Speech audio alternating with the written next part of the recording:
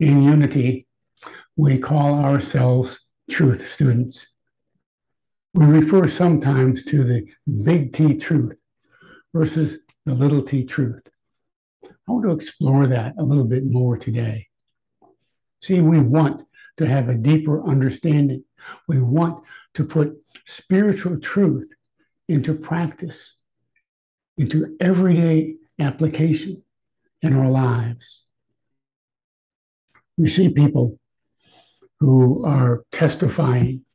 They put their hand on the Bible, raise their other hand, and swear to tell the truth, the whole truth, and nothing but the truth. That seems clear enough, but we don't always know the whole truth. We gather facts, we make our judgments, and we might think we know the truth. But if we step back a little bit, we realize we don't know the whole truth. We gather facts, we make judgments. There's a difference between truth and facts because we rarely know the whole story. So we fill in the blanks. We are misled sometimes. I came across some headlines that I thought were just enormously funny. These are real headlines that made the newspaper. It says, Iraqi head seeks arms. Panda mating fails, veterinarian takes over. Yeah, I don't write them, just reading them. Stolen painting found by tree. Two sisters reunited after 18 years in the checkout counter. Kids make nutritious snacks. Cold wave linked to temperatures. Red tape holds up new bridges. Astronaut takes blame for gas in spacecraft. Man struck by lightning faces battery charge. Oh, we have different ways of interpreting things sometimes. We see the truth our way. Read about one man who slapped another hard on his shoulder. The first man turned and said, "Why do you try to hurt me?" Because that's what he believed happened. The second one said, "You had a bee on you, and I know that you're allergic." So that which seemed to be an affront was really a saving grace. We just don't always know this whole truth. We tend to invent intent for another person. We can spend our lives trying to figure out the facts, or we can be true truth students, seekers of the higher truth. Charles Fillmore referred to us as truth students. He said there is a link to the greater truth through the teachings of Jesus Christ. We are about taking a stand for our higher selves.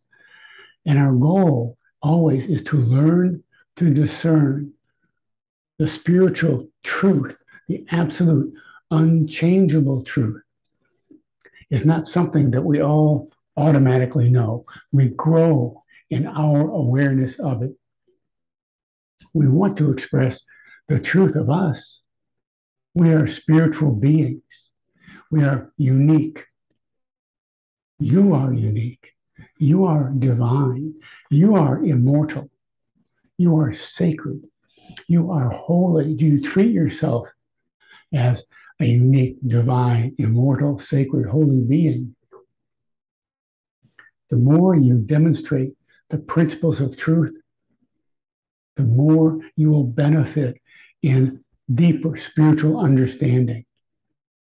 For instance, you'll learn to respond versus reacting.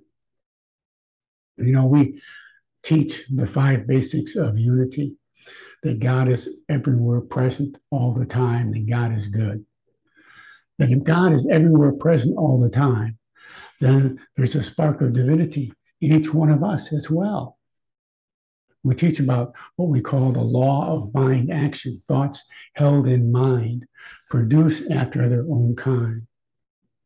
We teach about the power of prayer and meditation, which is in alignment with God. And then we teach something that is specifically unity, that all of these things are not going to be the whole truth. What we need is to take action. We are here to express the truth that we are, the simple truth. The simple truth. It's simple, but it's not necessarily easy. It might be comfortable, undemanding, and effortless. That would be easy. But simple comes from the word simplus, S-I-M-P-L-U-S. It means single, having one ingredient. The big T truth has one ingredient. It's not many truths. It is just one. It may be expressed, though, in many ways. Think of a bicycle wheel.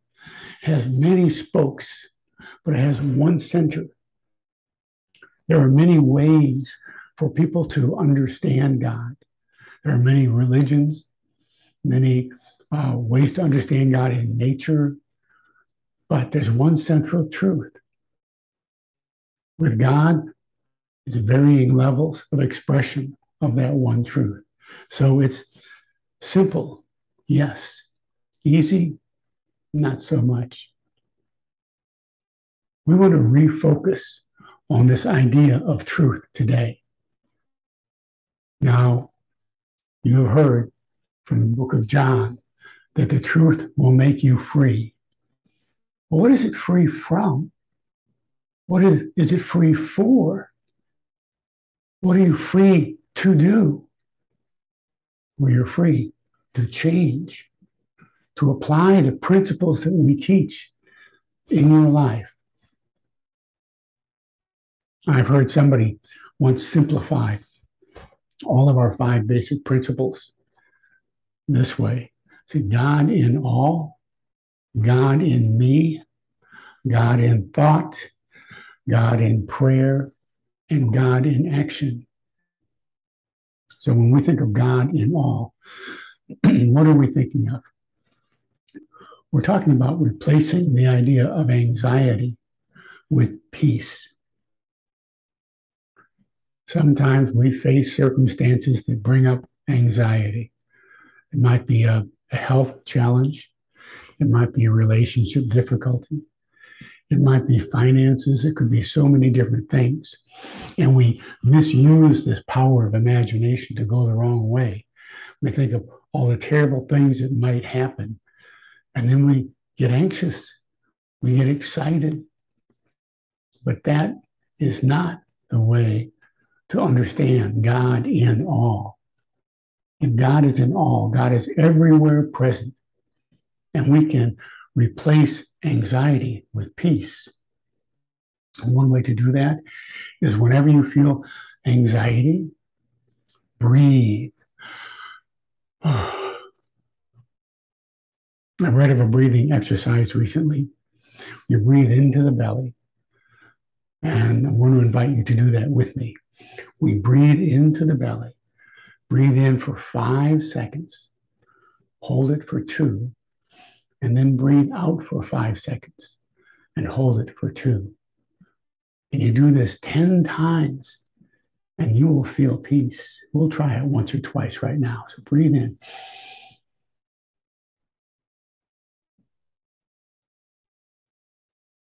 Breathe out. Hold it for 2 seconds. Breathe in.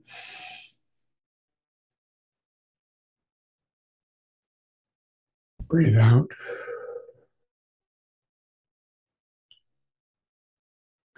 Whenever you feel anxious, whenever you feel distraught, whenever you want to remember that God is everywhere present, practice a breathing technique.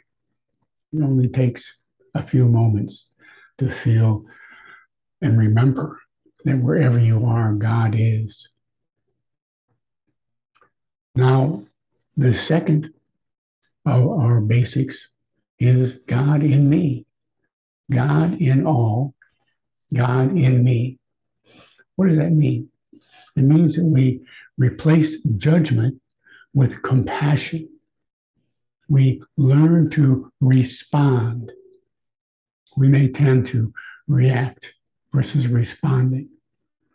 Well, first, you might try the breathing before speaking when people hit your buttons. Have you ever had people hit your buttons? They say something to you that just sets you off, or they do something that drives you crazy. When you remember that there's God everywhere present, God is in you, that means God is in others too. You don't have to figure them out. That's not your job. But acknowledging the Christ in me sees the Christ in you. The divinity in me sees the divinity in you. God in me sees God in you. There is that connects us forever. So we release judgment about others as part of our healing, and instead learn to respond versus reacting before speaking when people hit your buttons. The third principle is God in thought.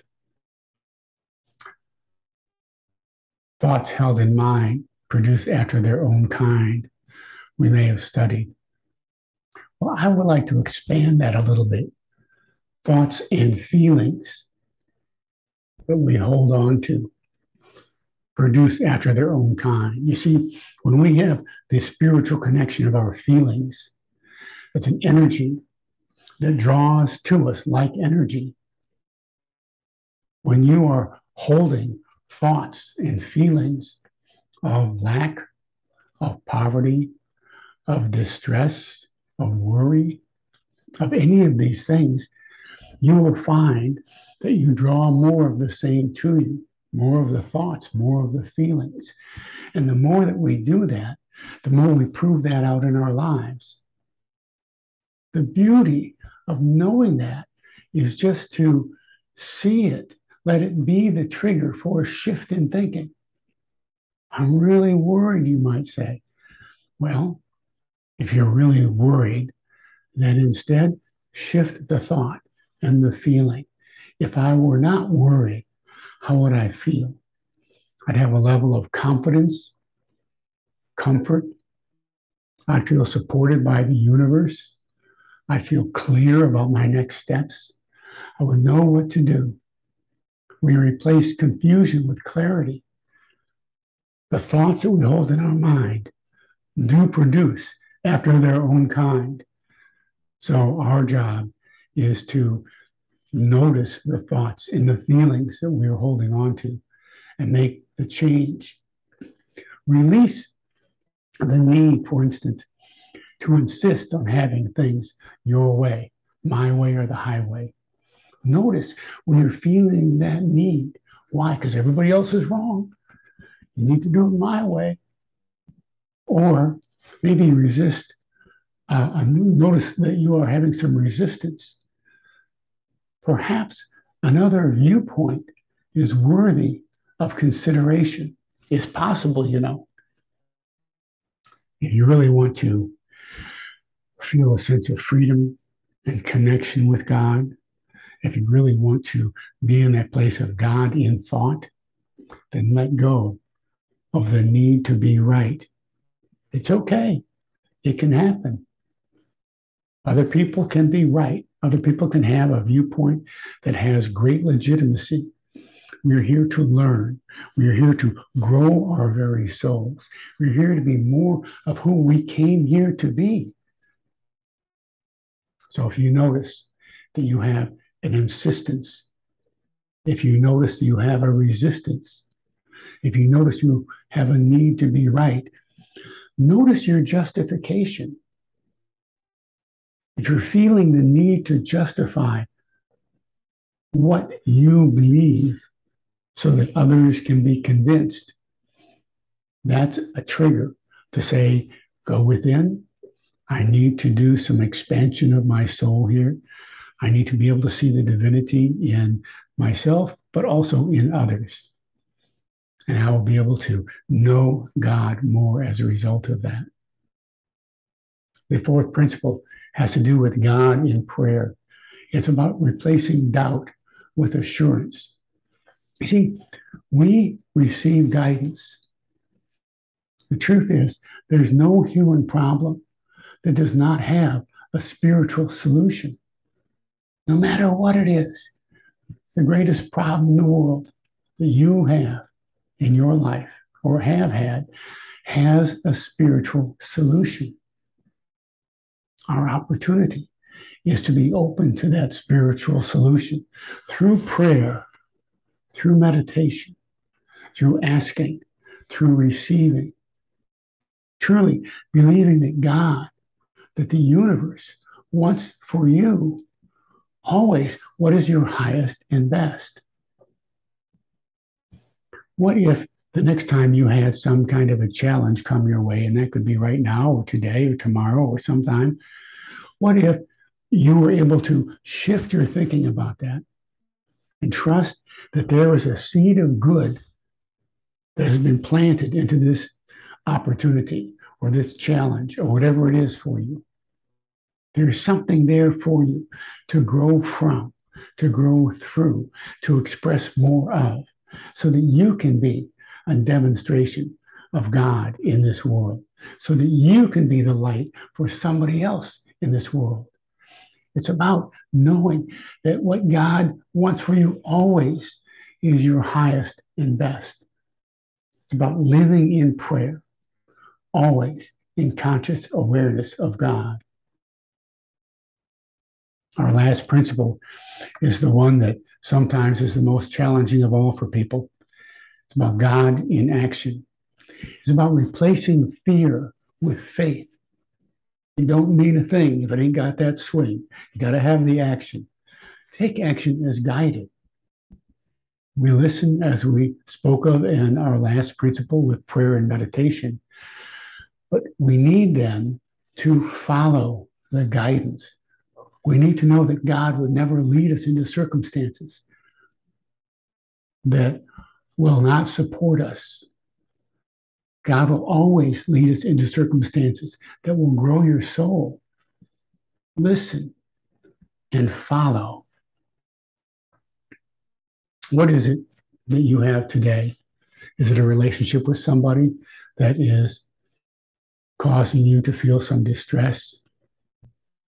Are there some goals you have that seem maybe beyond your reach?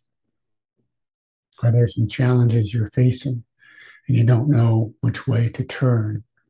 You're lacking that clarity. You're feeling confused, perhaps. You don't know where the answers are. Apply these principles. Know that God is everywhere present. Know that God is in you, seeking expression. Know that the thoughts that you hold in your mind, the feelings that you hold on to, are producing more of the same, and you can shift those just by being aware of that. You can shift the energy instantly.